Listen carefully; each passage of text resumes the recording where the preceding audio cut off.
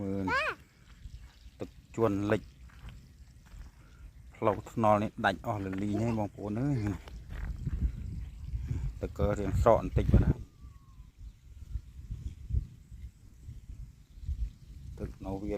ภูมิยมเราก็เปิดก่อนอันนี้ก็ดัดออกเลยลีนี่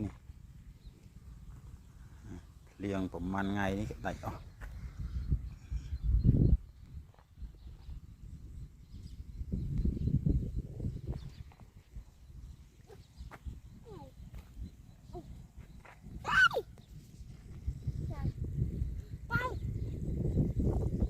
มีมาหมดตีได้บางคนด้วยจิตเลี้ยงตีได้มือนี่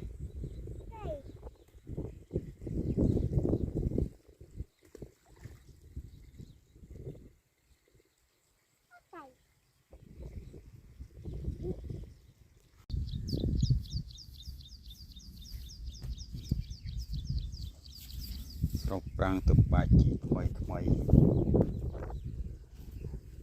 นี่โรงจำตึกเลี้ยงพวกอื่น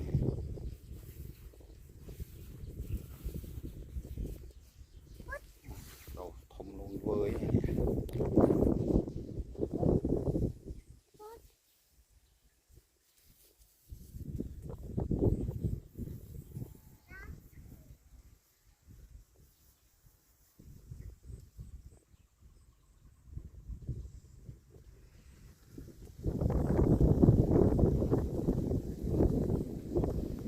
เรียนเรื่องยิ่นี่ไม่รู้เรื่องเพียงของโอนเลยนี่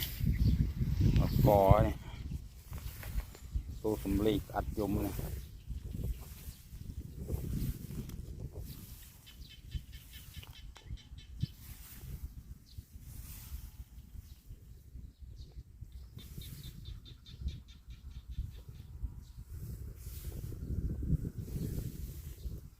ตกเปลือกเขี้ยวสังงัด